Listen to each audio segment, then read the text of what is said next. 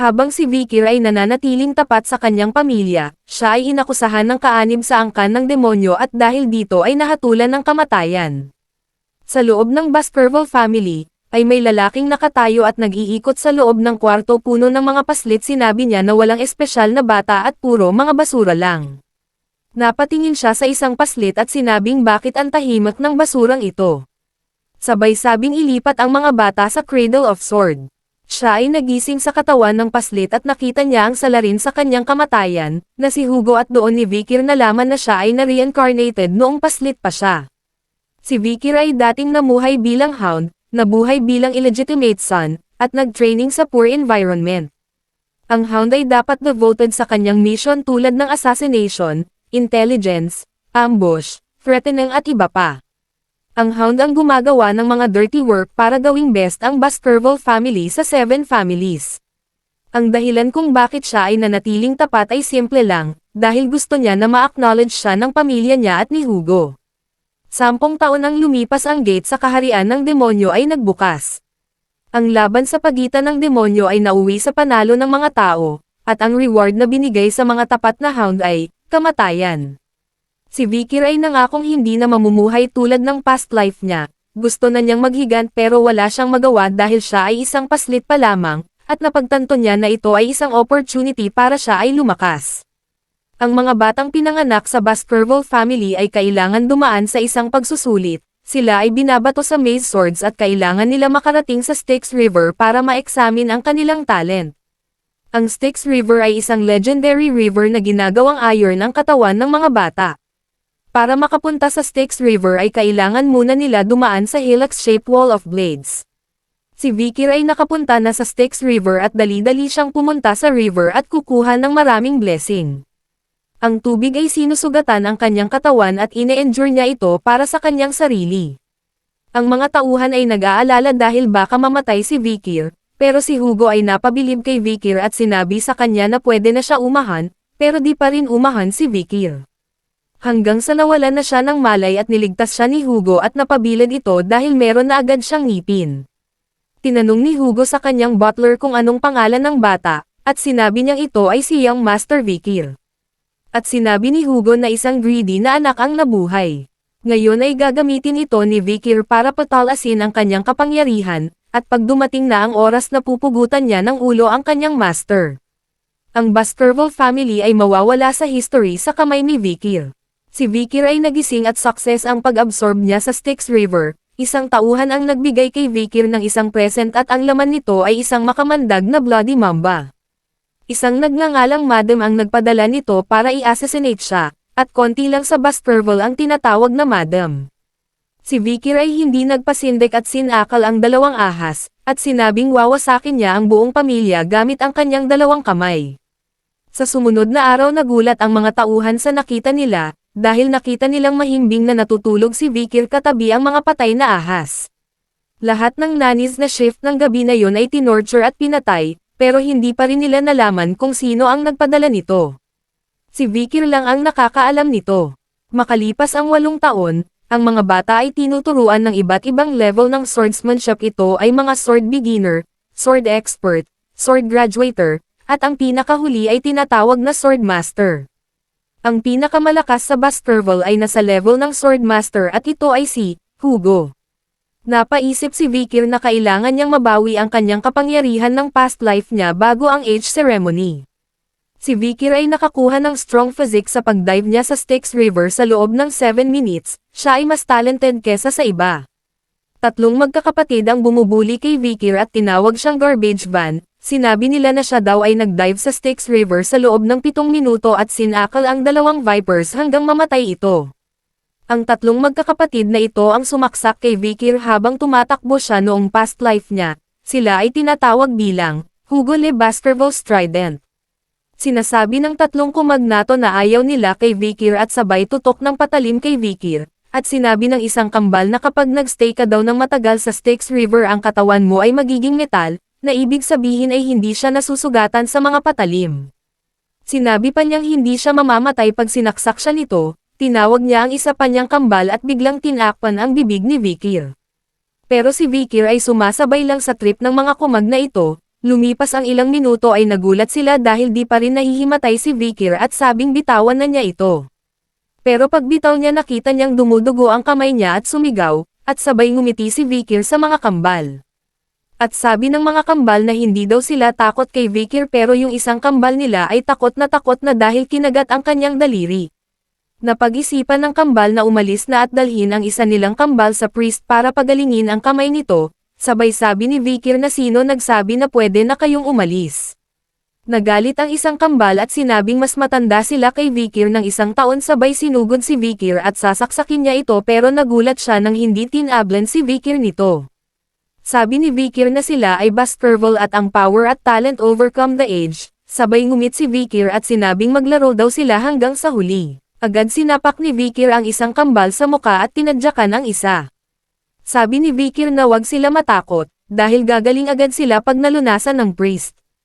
Hindi niya sila papaalisin ng kwarto hanggat di sila nakakaramdam ng takot sa katawan nila.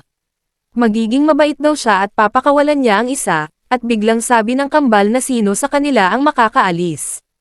Sabi naman ni Vikir na silang magkakapatid ang magdedesisyon, at kailangan na agad nilang pumili dahil di na makapag-ante si Vikir. Sabay sabi na hindi ba dapat mabuhay kahit isa sa inyo. Nagtitigan ang magkakapatid at nag-away-away silang tatlo kung sino sa kanila ang makakaalis. Nag-report si John kay Hugo na si Master Vikir ang highest score sa written exam. Habang nanginginig si John sinabi niya na meron pang kailangan malaman si Hugo tungkol sa Juvenile Fortress, meron daw malaking away sa mga Young Masters. Agad sinabi ni Hugo kung ilan ang namatay, pero sabi ni John wala daw namatay. Ngunit sa tatlong magkakapatid ay ang isa wasak ang ngipin, ang isa ay nawasak ang panga, at ang huli ay pinutol ang daliri. Pero sila ay gumaling na, ngunit ang kanilang pag-iisip ay malaki ang pinsalang dinulot. Sabi ni Hugo na hindi sila mag-aaway dahil sila ay close sa isa't isa, at sinabi ni John na meron daw silang alitan sa isang Young Master. Ang taong yun ay ang 8 taong gulang na si Master Vikir. Pinatawag ni Hugo si Vikir at sinabing siya ang puminsala sa triplets. Sinabi ni Vikir simula noon ay nakatanggap agad sila ng proper treatment. Pero hindi ang physical disability ang tinutukoy ni Hugo, kundi disability of the heart. Dahil mula daw ng araw na yun ay hindi na sila sabay kumakain, at ngayon ay hindi na sila nag-uusap. Ang combination daw ng teknik nila ay medyo disente, pero ngayon daw ay kumpleto na itong napunit. Sabay sabi na, hindi mo ba naisip na mali yun? At sabi ni Vikir anong mali daw ang ginawa niya. At sinabi ni Hugo na sinira niya ang magkakapatid. Sabay sabi ni Vikir na, ako ang pinakamalakas, paanong magiging mali ang malakas na tao? Tinanong siya ni Hugo kung hindi ba siya nakakaramdam ng pagsisisi at patawarin ang magkakapatid. At sabi ni Vikir na ang pagpapatawad daw ay dahilan lang ng mahihina na di kayang makapaghiganti, dahil sa kanilang kahinaan. Ngumiti si Hugo at sabing ang malalakas lamang ang maghahari, at ang kahinaan ay kasalanan. Naintindihan daw ng maigi ni Vikir ang moto ng kanilang pamilya, tinawag niya si John at sinabing papayagan siyang kumuha sa storage room ng kahit anong gusto niya. At ang pinili ni Vikir ay chocolate. Bago umalis sinabi ni Hugo kay Vikir na galingan sa intern evaluation at huwag magpapatalo sa mga direct descendant. Sa mundong ito ang Baskerville family ay tinatawag na Berserker family. Ang mga bata sa pamilya na ito ay nilalagay sa maagang pag-aaral. Pag nagawa na nilang maglakad, sila ay pinapatakbo sa bundok para sa kanilang stamina. Kapag oras ng tulog ay pinapatabi sila sa patay na mga hayop para maging komportable sila sa paligid nila. Kapag sila ay 8 taong gulang na, ang mga young hounds ay magsisimula na para sa kanilang deadly evaluation. Ito ang dahilan kung bakit tinatawag na Berserker ang Baskerville family. Araw ng evaluation, ang mga young hounds ay nagtipon sa bundok kung saan territory ng mga iba't ibang hayop. Sinabi sa kanila ng kanilang instructor ay kailangan nilang mag-survive dito sa loob ng 1 buwan, at kailangan nilang mag-hunt ng mga malalaki at malalakas na hayop. Ang points sa pag-survive sa 1 buwan ay 10 points, pag-survive ng walang pinsala ay 30 points, kapag tinalo mo ang ibang young masters ay 50 points, kapag nag-survive ka at natalo ang malaking halimaw ay 70 points, pag nagawa mo lahat ng condition ay meron kang 90 points, kapag nakuha mo ang badge ng ibang young masters ay meron kang additional points na makukuha. Kapag ikaw ay namatay 0 points, sabi ng instructor na sana ay naitandaan pa nila ang sinabi ni Hugo na ang swordsman ay namamatay sa moment na nagiging ignorant sila. During sa exam nila merong shadow dogs na nakatago habang binibigyan sila ng puntos. Pinag-uusapan si Vikir ng ibang young master na siya daw ang nasa Styx River sa loob ng 7 minuto at ang Rumors na siya daw ang pumatay sa 2 poisonous na mga ahas. Sa kabilang banda naman ay hindi makatingin ang 3 magkakapatid kay Vikir. Bago ang exam ay kailangan muna nila marinig ang bell, at nagsimula na ang exam. Ang mga young master ay may iba't ibang strategies, at ang 3 magkakapatid ay hindi na nagkakasundo dahil sa tinamo nilang trauma. Pag pinatay mo ang ibang young master ay mababawasan ang iyong puntos kaya ang iba ay ginagawa ang lahat para hindi makapatay. Pero nandoon naman ang mga shadow dogs para mabawasan ang mga casualties. Isang shadow dogs ang nagbabante kay Vikir at nagtataka kung saan ito papunta dahil malapit ito sa bawal na lugar. Nagulat ang shadow dogs dahil si Vikir ay walang ginagawa at nagpapahinga lang, ang ginagawa niya lang ay kumukuha ng pagkain at kumukuha ng mga gamit. Nagtaka na ang shadow dogs kung totoo ba ang rumor na isa siyang genius or ito ay isang fake, kaya tumigil na ang shadow dogs sa pag-observe kay Vikir at umalis. Pero ang hindi niya alam ay nararamdaman ni Vikir ang presence niya at hinihintay niya lang itong umalis. Natapos na ni Vikir ang paghahanda at oras na para pumatay ng mga halimaw. Ilang araw ang nakalipas ay pumunta si Vikir sa pinagbabawal na lugar, at may nakita siyang umaapoy na halimaw at ito ay ang hellhound. Halos hirap siyang talunin ang isang hellhound sa edad niyang 18 years old noong past life niya. At ngayon bilang 8 years old ay mas imposible itong talunin ng mag-isa, pero alam niya ang way para matalo ito. Ang unang weakness ng hellhound ay kaya lang nila gumalaw sa diretsyong linya, ang second weakness naman ng hellhound ay hindi nito kayang dumaan sa tubig, dahil pinapabagal nito ang hellhound. Habang nakabukas ang bibig nito ay binato niya ito ng kapiraso ng chocolate na poisonous sa hellhound, kahit na ang hellhound ay hindi kayang manalo sa chocolate. Habang nanghihina ang hellhound ay sinaksak niya ito sa kidney, at isang energy ay pumasok sa katawan niya at pinapalakas nito ang katawan. Naging magaan na lang sa kanya ang hawak-hawak niyang sword, at sa punto na ito ay malapit na niyang makuha ang dati niyang kapangyarihan noong past life niya.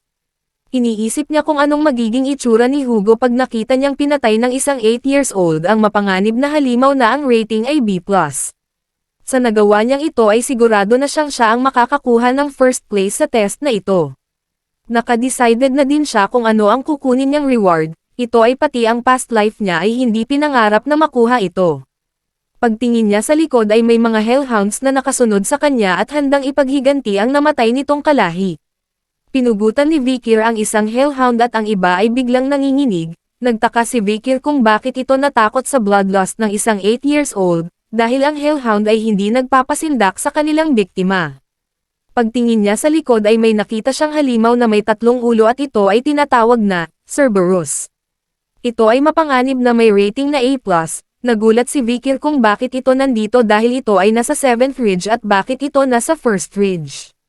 Tinignan ito ng mabuti ni Vikir at nakita niyang marami itong tama ng mga arrow, inisip niya kung meron bang nagtangkang hulihin ito, dahil sa kabila ng bundok ay may naninirahan doon na barbarian tribes territory. Ito na ang chance ni Vikir na pumatay ng sugatan na A+ na halimaw. Si Vikir ay tinatago ang kanyang kapangyarihan simula noong nasa Baskerville household pa siya, kasama dito ang katotohanang naabot niya na ang level ng malapit sa sword expert, at na-master niya na ang third technique ng Baskerville.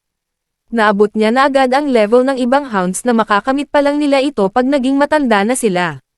Nilabanan ito ni Vikir at inakalang matatalo niya ito, pero nang binaban niya ang kanyang bantay pinayagan niyang gamitin ng Cerberus ang mga matatalim na kuko nito sa kanya, tinamaan si Vikir ng mga kuko ng Cerberus at tumalsik at nawalan siya ng consciousness.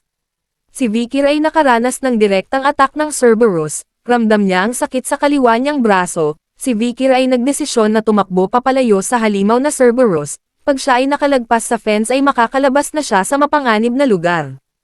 Nagmamadali si Vikir makapunta sa lugar na yun dahil kapag naabutan siya ng Cerberus ay mamamatay siya. Nahanap na ni Vikir ang lugar at dali-dali siyang tumalon at sinabing maligayang pagdating sa Cradle of Swords, Cerberus. Hindi niya inaakala na gagamitin niya ang patibong na para labanan ang Hellhound para mahuli ang Cerberus. Ang Cerberus ay parehas uri ng halimaw tulad ng Hellhounds. Ang Bloody Bean Essence na nilagay niya sa wooden spears ay magsisilbing lason para sa Cerberus. Dahil ito ay isang high-ranking demon, hindi ito agad-agad mamamatay, kaya binato ni Vikir ang kanyang wooden spear sa Cerberus at ay nilapitan niya ito ng 7 hakbang at namatay. Ang spear na ginamit niya ay merong Bloody Mamba Venomous Fang, na hindi ka hahayaan na maglakad kapag tinamaan ka nito. Maya-maya ay nararamdaman niya ang energy na pumasok sa katawan niya mula sa Cerberus. Inisip ni Vikir kung paano niya dadalhin itong Cerberus, at ang magiging witness niya sa pagpatay nito ay ang Shadow Dogs na nakita siyang gumagawa ng wooden spear. Pero bago ang lahat ay meron siyang kailangan puntahan, kasi ang Cerberus ay isang gatekeepers na pinoprotektahan ang kanilang territory. At ito ay ang dungeon, ito ay mysterious place na maraming treasure, minsan ginagamit ito ng mga malalakas na halimaw para gawing pugad. Dahil wala na ang gatekeepers, itong dungeon ay wala nang nagbabantay. Nakita niya na ang dungeon na binabantayan ng Cerberus at dali-dali niya itong pinasok. Naalala niya sa past life niya na mad-eye discover ito sa 10 taon, pero ito ay wala ng laman. Naramdaman niya sa loob ng dungeon na hindi pa ito nalilinis, at hindi na siya makapag-antay kung anong treasure ang nag-aantay sa kanya sa loob. Habang naglalakad si Vikir sa loob ng dungeon nakita niya ang liwanag na papunta sa entrance ng dungeon. Pagpasok niya dito ay may bumungad agad sa kanya ang isang ruby light. Tumingin siya sa paligid nito at may nakita siyang bangkay ng tao. Tinignan niya ang bangkay at nakita niya na ang mga injuries nito ay mula sa saksak. Pinulot niya ang kapirasong papel na katabi ng bangkay, at ang nakalagay dito ay hindi daw mahalaga kung anong pangalan niya, pinangalanan niya na lang ang kanyang sarili bilang Kane. Sinabi ni Vikir na ang sulat daw na ito ay mula sa Baskerville. Sa sumunod na pahina ay nakalagay ang mga katagang, sinulat ko ito para hindi maulit ang mga maling nagawa ko sa susunod na henerasyon. Itong Stone Chamber ay pinag-uusapan sa mga pamilya bilang legend. My brother Abel at ako ay hindi inaasahang magkikita sa lugar na ito. At ni-raid namin itong dungeon na maraming pagsubok, pumatay kami ng maraming halimaw at napunta kami sa chamber na ito. Para mahanap ang huling pagsusulit sa lugar na ito, ang pagsusulit na iyon ay inabot kami ng 3 taon. Sabi ni Vikir, ay ganun sila kabaliw para makuha ang treasure. Ang huling pagsusulit ay dapat nandito lang sa loob. Tumingin si Vikir sa nakaukit sa bato at sinabing ito ang huling pagsusulit. Ang nakalagay sa bato ay, pagpasok ay 1, pero pagpasok, 2 na. Kapag ito ay umalis, ito ay 1. Kami ng kapatid ko ay pinag-iisipan ng mabuti ang mga salita na nakalagay dito, sa huli ay nakarating kami sa isang conclusion. Ang kambal ko na kapatid at ako ay iisa sa loob ng sinapupunan ng nanay namin, pero nang pinanganak na kami ay naging 2. Sa madaling salita para makuha namin ang treasure sa dungeon na ito ay kailangan namin ulit maging 1. Ibig sabihin ay iisa lang sa amin ang makakaalis kasama ang treasure. Pagkatapos ng madugong labanan, ay napatay ko ang sarili kong kapatid. Pagkatapos noon ay 1 na lang ang natitira sa loob ng chamber, sa kabila noon ay walang pagbabago. Kami ay naging 1 pero bakit hindi ko makuha ang treasure, sa huli pinatay ko lang ang kapatid ko. Pagkatapos ng sandaling pagsisisi ay nagdesisyon na akong umalis sa lugar na ito. Gusto kong sabihin sa mga matatapang na pumunta sa lugar na ito, ay umalis agad. Dahil walang treasure na makukuha sa demonyong lugar na ito. Sabi ni Vikir, sa huli ay nakarating sila dito pagkatapos ng maraming pagsubok ay wala silang nakuha. At sabing wala siyang twin brother. Ibig sabihin lang nito ay hindi nila naintindihan ang mga nakasulat dito, pagpasok ay 1, pero pagpasok, 2 na, kapag ito ay umalis, ito ay 1. Ano ang ibig sabihin nito? Nag-isip si Vikir at sinabing si Kane at Abel ay malas, dahil sila ay 2 kaya hindi nila malutas ang problema. Sila ay hinadlangan ng isang idea. Ang sagot sa mga riddle na kasinungalingan sa dungeon na ito ay, siya ay nag-iisa noong pumasok siya sa madilim na daanan, ngunit sa sandaling lumiwanag ang ruby ay naglagay ito sa akin ng anino, at dahil doon naging 2 ako. At kapag muling pumasok ang dilim, ay kung kailan magbubukas ang huling pagsusulit ng Stone Chamber. Ang sagot ay, anino. Pagkatapos nito ay nawasak ang ruby, at nakita niya ang relic ng demonyong lugar na ito. Tanging ang may dugong Baskerville lang ang pwedeng makakuha nito. Ang gluttonous fly, Beelzebub. ay isang naunang dakilang halimaw na sumalakay sa kontinenteng ito sa mga lumang alamat, ang banal na konstelasyon ng Diablo, tinatawag din itong pitong kalamidad. Para matigil ang pitong kalamidad, ay nag-usap-usap ang pitong leader ng bawat pamilya upang kunin ang banal na konstelasyon ng Diablo bawat isa. Ang unang banal na konstelasyon ng Diablo na nilabanan ng unang pinuno ng Baskerville ay ang The Gluttony, Beelzebub. Ang mga labi ng Beelzebub ay nakaimbak sa lupain ng Baskerville. Ang demonic energy ng Beelzebub ay sinasabing inaakit ang mga halimaw, ito ay lumang alamat na wala nang naniniwala ngayon. Ngunit ang alamat na iyon ay katotohanan, at ang patalim na ito ay kinuha ng angkan ng demonyo. Ito ang naging bunga ng maraming kamatayan ng mga tao sa digmaan. Ngunit hindi na yun mangyayari ngayon, dahil ito ay kay Vikir na.